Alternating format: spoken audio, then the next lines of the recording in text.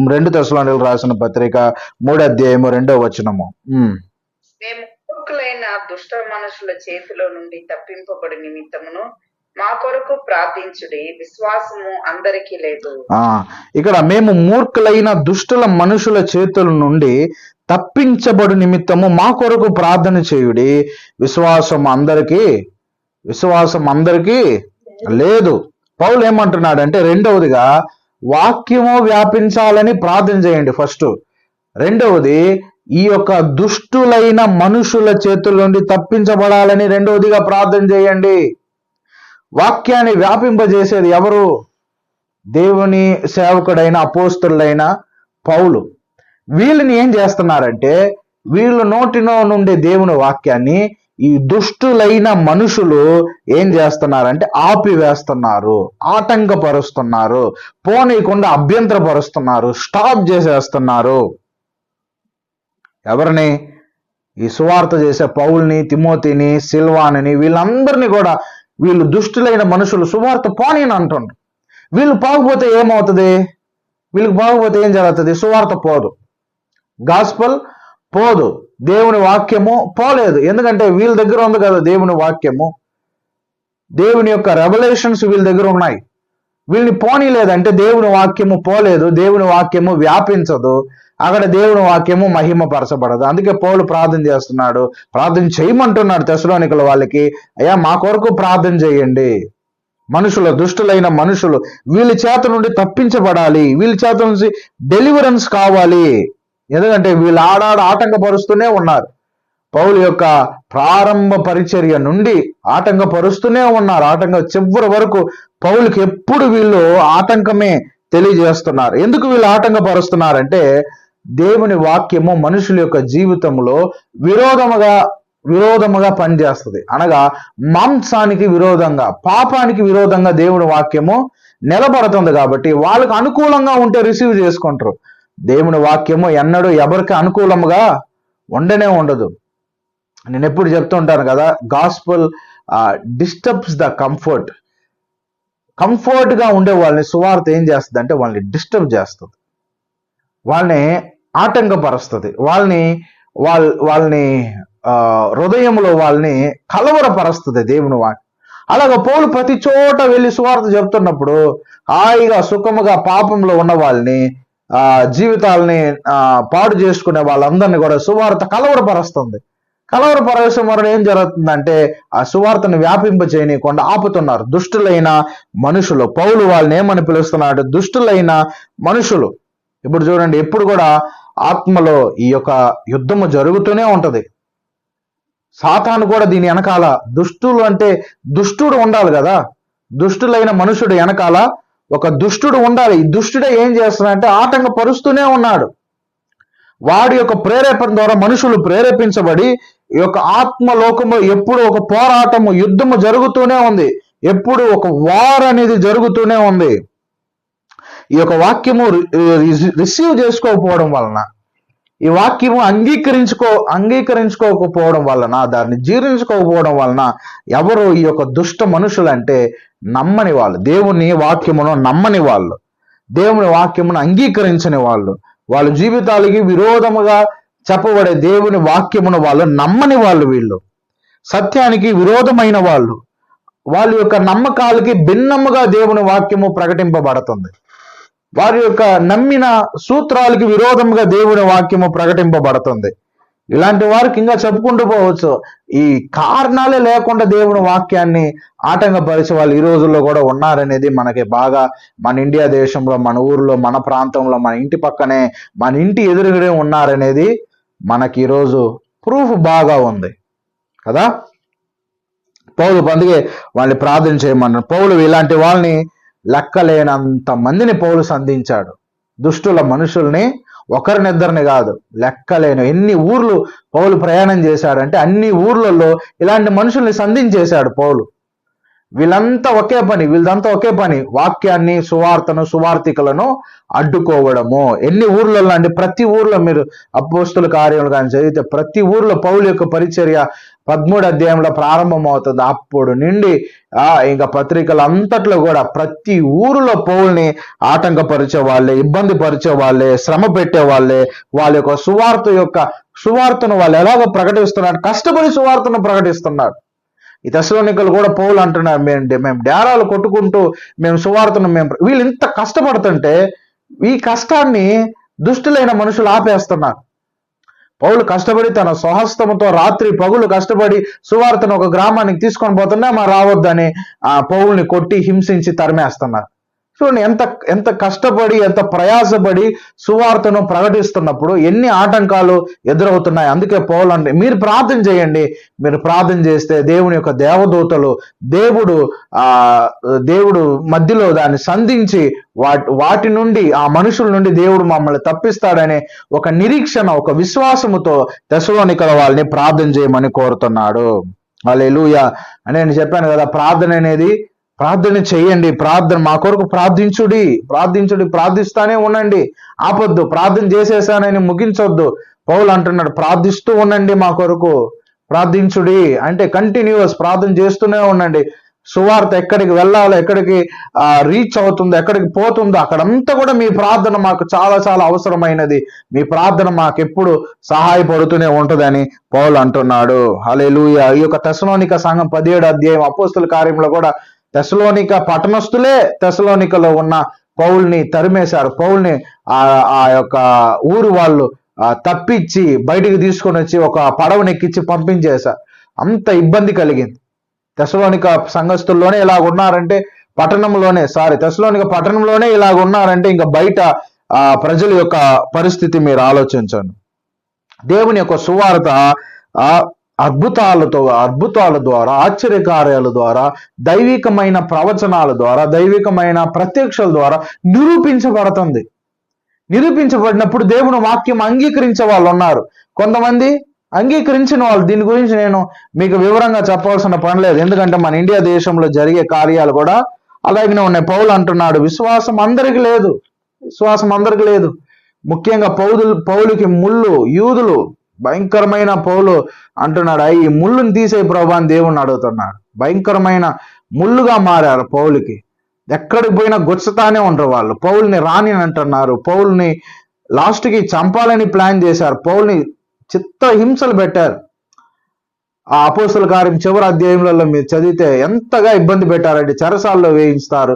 ఆ ఊరికి పోతే ఇక్కడి నుంచి అక్కడికి పంపిస్తారు, అక్కడి నుండి ఇక్కడికి పంపిస్తారు. ఈ ఊరిలో నుంచి యూదులు పౌలు ఇంకొక ఊరిలో ఉంటే అక్కడ వచ్చి పౌలుతో వాదించడము, కొట్టడము, జనాల్ని రేపడము, వాళ్ళని కొట్టించడము, ఇలా ఎన్నో ఇబ్బందులు పెట్టారు పౌల్ని యూదులు.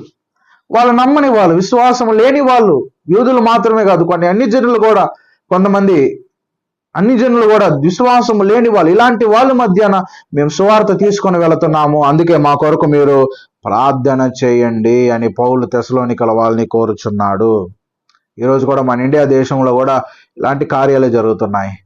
మన జరిగిన అనంతపూర్లో ఎంత కష్టపడి సువార్త మనం ఉచితంగా చెప్తున్నాము, కానీ ఆ సువార్త వెనకాల ఖర్చు ఎంత ఉంది, సువార్త వెనకాల ప్రార్థన ఎంత ఉంది, ఆ బండి యొక్క రేట్ ఎంత, ఆ బండి యొక్క ఖర్చు ఎంత, మనుషుల యొక్క ఖర్చు ఎంత, పెట్రోల్ ఖర్చు ఎంత, కరెంట్ ఖర్చు ఎంత, మనుషుల యొక్క ప్రయాస ఖర్చు ఎంత, వాళ్ళకి భోజనాలు ఖర్చు ఎంత, ఇవన్నీ కూడా లెక్కలేదండి. ఇవన్నీ కూడా ఎంతమంది కష్టపడితే ఒక సువార్తను ఒకరు ప్రకటింపగలరు.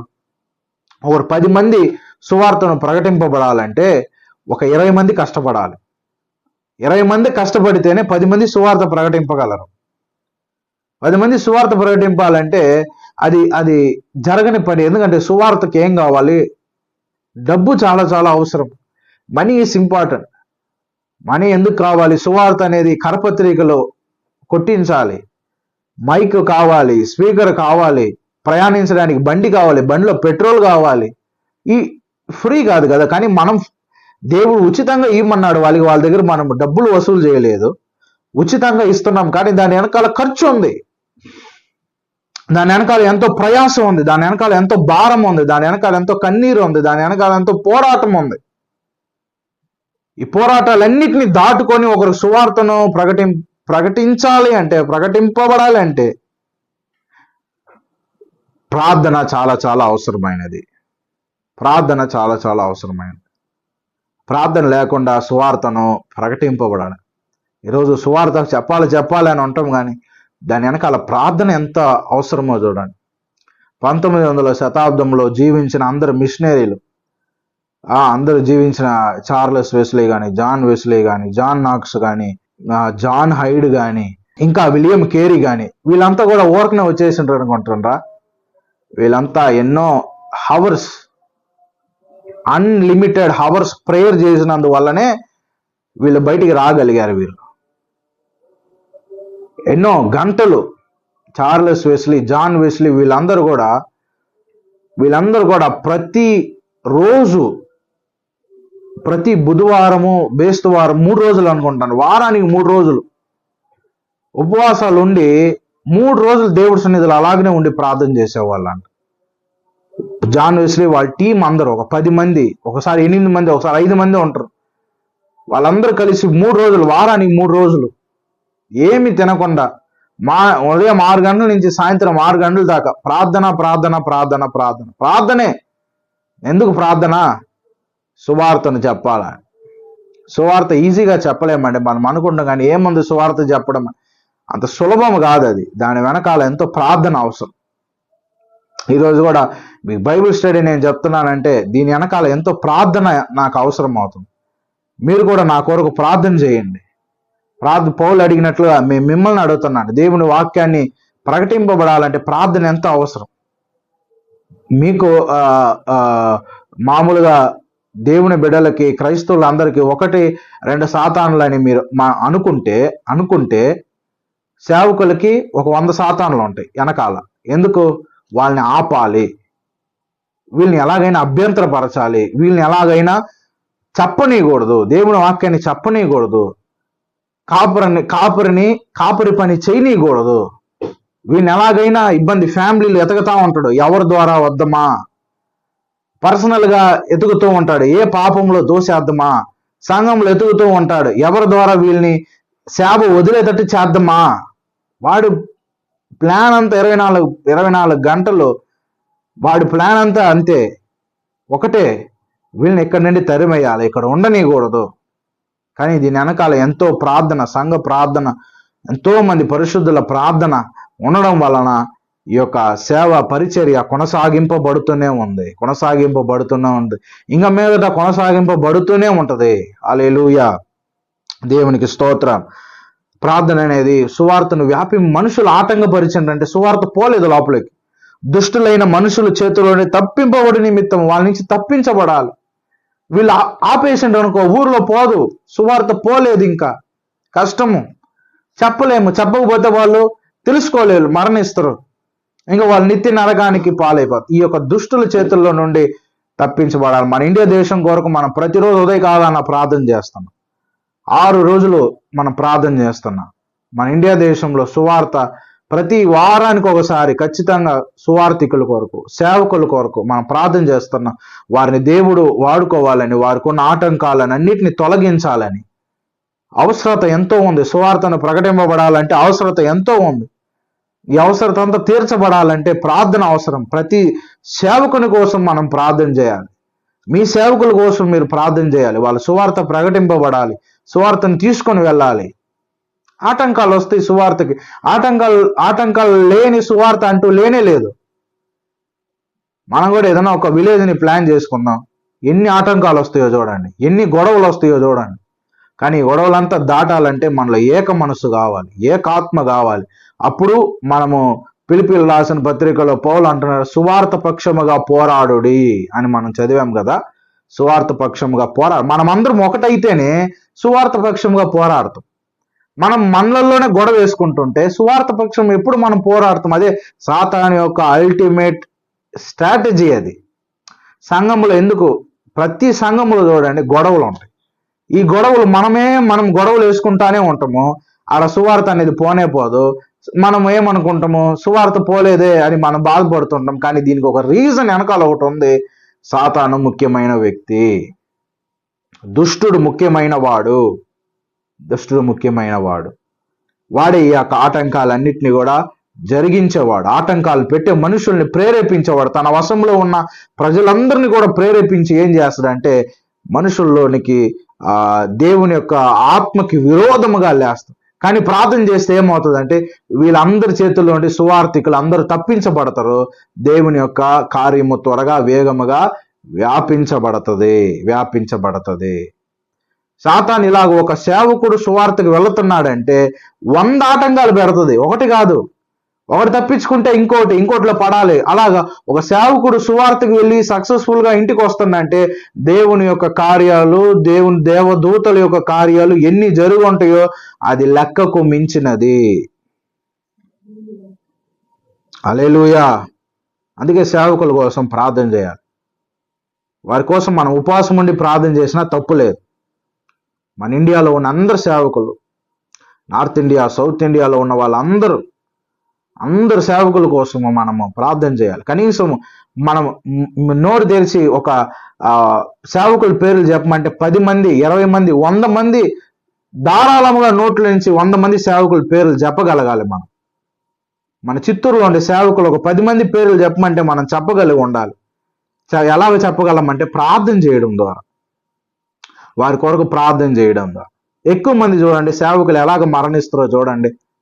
యాక్సిడెంట్స్, పర్సనల్ వ్యక్తిగత రోగాలు, ఇంకా రకరకాలైన వ్యాధులు.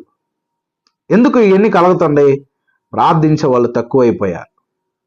వాళ్ళ కొరకు బండ సందుల్లో నిలబడే వాళ్ళు తక్కువైపోయారు. అందుకే వాళ్ళకి ఇలాంటి కార్యాలు జరుగుతుంది. అందుకే సంఘస్థులు ఎప్పుడు కూడా సేవకుల కొరకు ప్రార్థన చేస్తూ ఉండాలి.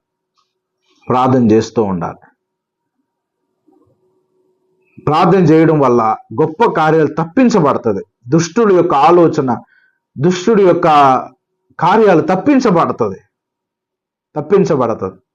కొన్ని విషయాలేమో దేవుడు అనుమతించేది, కొన్ని విషయాలేమో సాతాను కార్యాలు అభ్యంతరపరిచేది.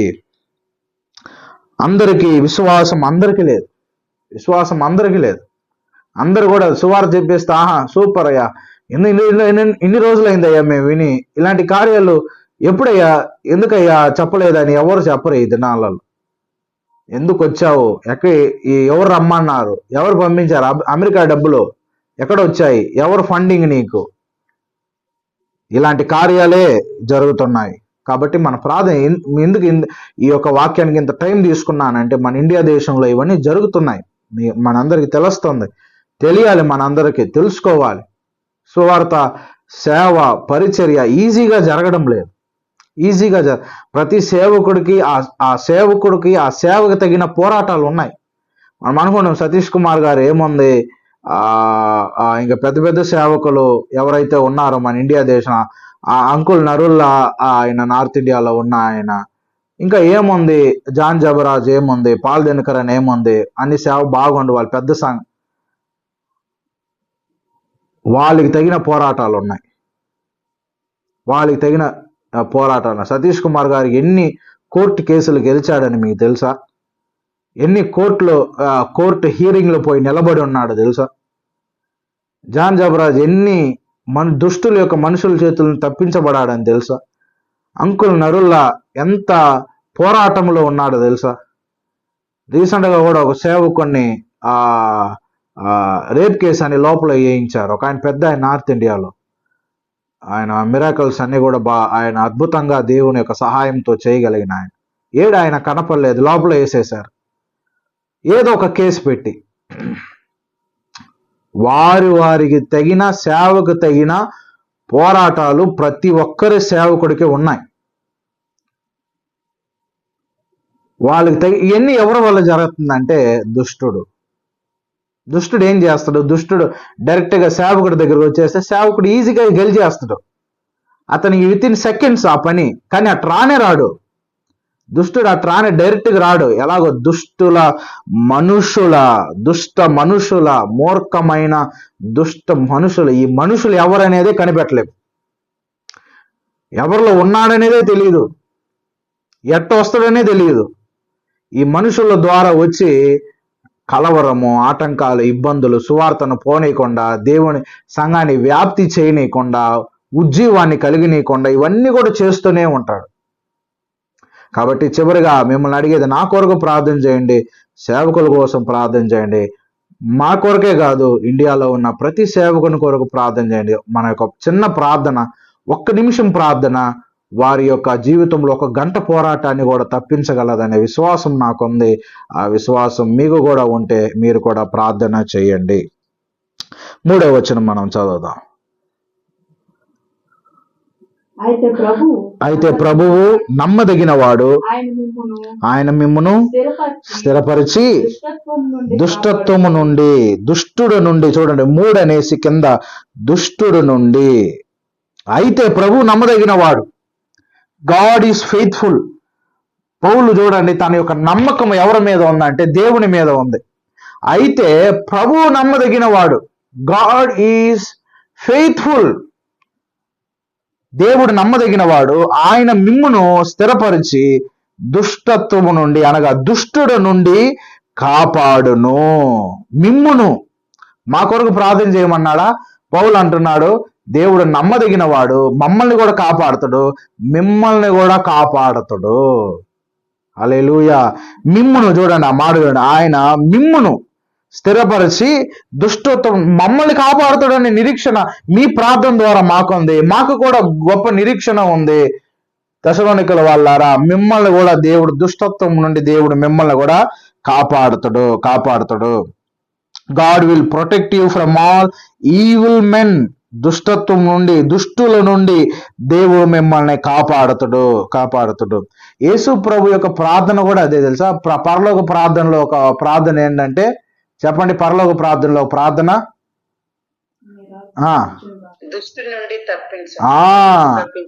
పరలోక ప్రార్థనలు కూడా యేసు ప్రభు ఇంక్లూడ్ చేశాడు.